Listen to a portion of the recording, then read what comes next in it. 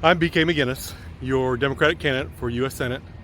This is the next episode in my walking series where I walk and tell you a little bit more about the issues that are important to me and a little more details about my campaign. So I've got my walking shoes on. Hopefully you do as well. So either go and head outside, hop on that treadmill, or just watch me walk. So let's go. So today we are going to talk about paid family and medical leave. And we're not going to talk too much in terms of details about that. But really what I'm going to talk and relate is how not having a comprehensive paid plan in the U.S. has impacted my life. So understand, out of 180 industrialized countries around the world, 180, the U.S. is the only one that does not have a national comprehensive paid plan. So when we talk about the U.S., the greatest country in the world, greatest country ever, rich, so much money, 180 other countries, and we do not have a comprehensive plan. This video should really stop right there because that just sounds absurd and ridiculous as a fact, but it's fact. Now, we do have 1993, the Family and Medical Leave Act was passed, FMLA, which does guarantee 12 weeks of unpaid leave for mothers, but again, that is unpaid. So that has three problems to it. One, for low income earners, that's really not feasible. They can't afford to take off 12 weeks without income. Two, 44% of workers actually don't qualify for it because either the style of work they have or specifics around their employer. And finally, you actually have to be employed for 12 months with your employer before you qualify for it. So again, not feasible for low income earners. 44% actually don't even qualify for it. And you actually have to be employed for 12 months in order to qualify for that. So let me kind of relate to you my story and how how my wife and I have been impacted by not having a comprehensive national paid plan. So I passed my financial planning practice on to my partner in 2017. And then my wife, the company that she's with, sold in 2018. And she received some payout from stocks in the company. And without employment for either one of us at that point in time, we decided to do a little travel. And when we got back, the focus was getting her into continuing her career and getting her into a new job. So this again was around fall 2018. And because of the level that she's at, she's done quite well in her career. The job opportunities are a little bit scarce because again, she's done well, so not many openings. So it took a couple months to find a job. And I should mention, we came back from vacation. The plan was to find her a job and then go ahead and start having a family at that point in time. So it actually took a couple months to find a job. Finally, she found a job. She's excited about it. Funny story is, day one, everything's great. Day two, I get a text from her, and she's like, I got to get out of here. And I thought she was joking, and I was like, ha ha ha. And she's like, no, I'm serious. And long story short, the employer had basically lied to her about the position, about a couple things. She specifically asked about whether, because she'd seen some things, whether they're going to be moving their headquarters. They said no. And it ended up being 6 or 7 weeks later, actually, they announced that they're going to move their headquarters to Austin, Texas. and obviously we weren't prepared to move to a job that she didn't like and she just started. So, but anyway, so the plan was when getting her a job was in order to qualify for family leave, you have to be there for 12 months. So find a job, wait 3 or 4 months, get pregnant, and get it so that when the baby's born, she'd qualify after that 12 months. So again, took a couple months to find a job. Now she found a job. She didn't like it. So what that meant was starting a job search again. And again, because of her career path and where she is in it. It actually took her an additional about 6-7 months to find a new job. So here we're delayed, 10 months. So finally finds a new job. And of course, now that 12-month clock restarts. So this is in July 2019. I think the actual date was her first day on the job was July 19th. So she likes this job, great, good company. She stays there. We wait 3 or 4 months. We start trying for a child. And again, we're a little older, so we don't want to wait too long. Especially because we didn't know, since we hadn't tried to have a kid before, if it was gonna, how long it might take. We'd heard stories of people taking a very long time to get pregnant. So, turns out, first month that we tried, she got pregnant, had her pregnancy. And we were kind of fortunate. Our child, our daughter, came a couple weeks early. And so she was actually born on July 13th. And my date was wrong.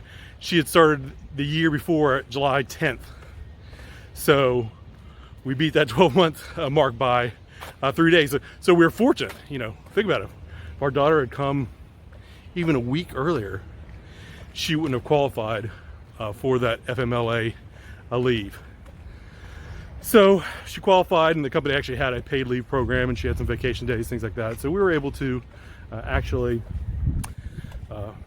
she was actually able to get paid during that whole time. So she was fortunate to be able to get paid for the 12 weeks. And, the daughter was born in the summer of 2020, as we know, with COVID.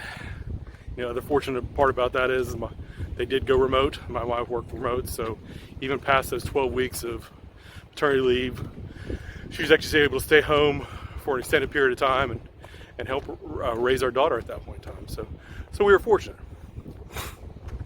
So we have our daughter. Again, we're a little older, so we want to go ahead and have more kids. So we start trying again here in the fall of 2021. She's been in our company for a couple of years. Happy with the job. But again, because my wife has been successful in her career, she constantly has recruiters approaching her about new positions, and she got offered a new position that would have been a raise and a promotion and a raise. So, she wants to take the opportunity.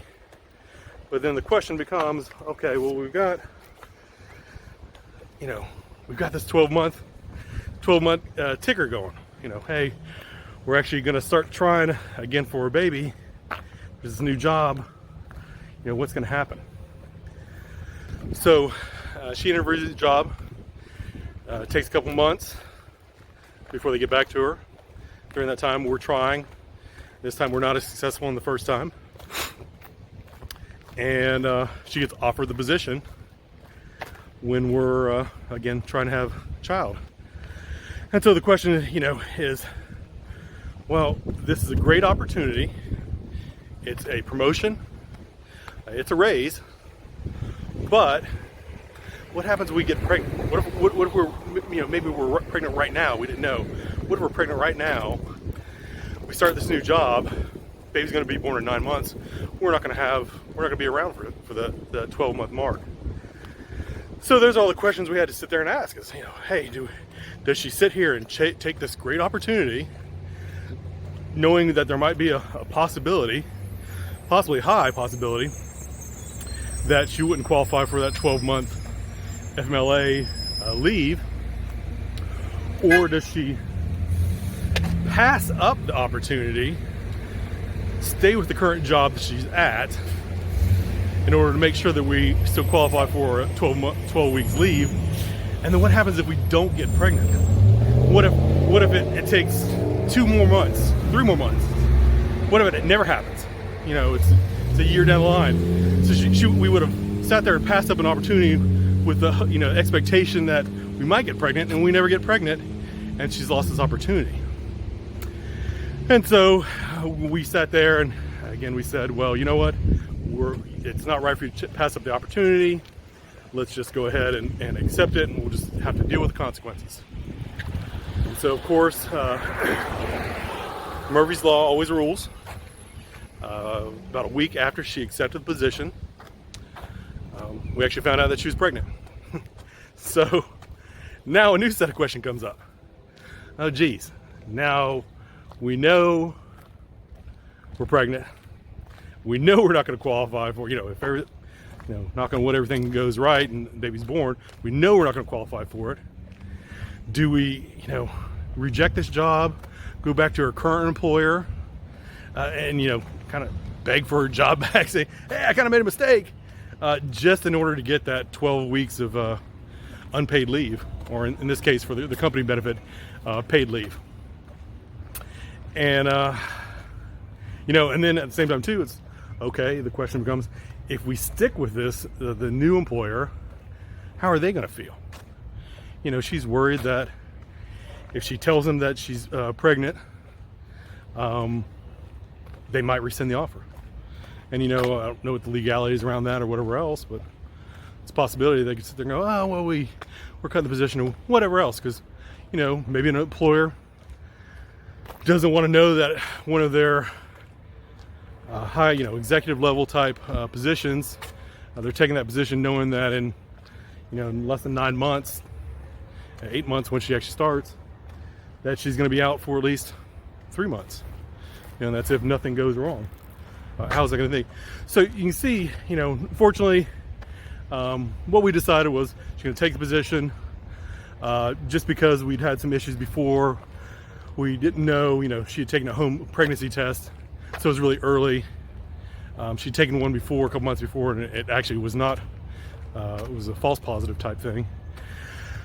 So, we said, well, let's just wait until we actually go to the doctor, and the doctors confirm it before we tell the new employer. And that's what happened. A couple weeks, it was actually 3 more weeks before we were actually able to get to the doctor, and they confirmed that she was pregnant. And she informed her employer, and great employer. They were very supportive. They said, we'll figure it out. We'll just make sure everything goes well or whatever else. And so, fortunately, our story was fortunate. We were fortunate that everything worked out. And at the same time, too, that even if everything didn't work out perfectly, we'd still be able to get by because of her income. But you can see just by our story, understanding people who have the means, this still becomes a huge question. These life decisions are still having to be made, and these decisions have to be made because there's not a comprehensive national plan. So, not having a comprehensive national plan, I should mention this at the beginning too. There are certain states, there's a patchwork of different things. So certain states obviously have paid family leave. I think California has it. Obviously, depending on employers, employers have it. So there's a patchwork, but there's no comprehensive national plan. And so this causes 3 problems basically. One, as I mentioned before, this adversely affects low-income individuals because they don't qualify for FMLA, can't afford to take unpaid leave. So it adversely affects, just yet another thing that adversely impacts low-income earners. And that's a problem too, is because obviously if then they can't afford to take leave, they have to go back to work very soon in the child's life. And there's been studies that obviously have shown that child development is greatly impacted by having parents at home in those first few months, first year. So we talk about wanting to concern about families and taking care of families. Well, right there, not having this comprehensive plan negatively impacts children and their families. The second is obviously it adversely impacts women. No woman and their family should have to delay starting a family or adding members to their family because they can't afford to, or they don't know if they can. That's just something that shouldn't happen. But it also impacts women because of the gender pay gap. And most people want to sit there and focus on the gender pay gap as, the actual companies paying women less than their male counterparts. And that is true. But there are also other factors that impact that gender pay gap as well, and this is one of them. As for my story shows, because there's no paid leave, women might pass up opportunities. So, their career doesn't advance at the same pace it should or could because they're having they're not able to take opportunities. Second, if there are 60, again, we're talking about maternity, but this is for medical leave as well for individuals and family members, taking care of family members. If they're sick family members for short-term, long-term, or even short-term, that almost inevitably falls on the woman to take that time off to take care of those family members. And so that's another thing where they're not able to pursue their career or have gaps in their employment because they're having to take time off to take care of family members. And kind of a weird caveat on that too, or that's people don't think about, is we talk about maternity leave. Well, it's maternity and paternity leave because since it's not comprehensive, since it doesn't necessarily it needs to cover the husbands as well, or the males as well. And the reason being is, if there's not a paid leave for the men, they're more than likely not going to take it. And so that's another situation where the women, because they have the kids, or kind of have to take it, the men don't. So when you talk about an office of men and females, the men are going to have more time in the office than the women, and therefore that ultimately equals there being a disparity in terms of pay because they're there and they're not taking leave. So, again, not having a comprehensive paid leave impacts women greatly. And the last thing, and again, this is one of the big issues, probably my third priority in terms of supporting small businesses. Large corporations can't afford to give paid leave to their employees and use that as a way to attract talent. And small businesses may not be able to.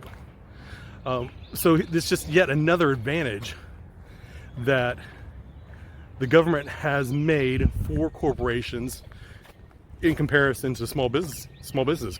Again, small businesses can't afford to do it either for cash flow purposes or just because they can't have the labor shortage.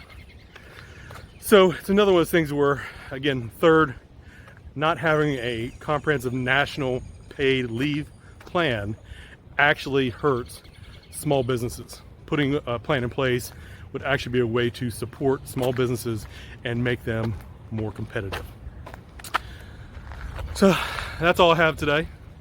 I'm almost done, actually. I'm going to keep walking a little bit, but I'm almost done. Maybe you can walk a little more, maybe go back to work. I'm BK Maginnis, your Democratic candidate for U.S. Senate. I look forward to talking to you soon. Take care.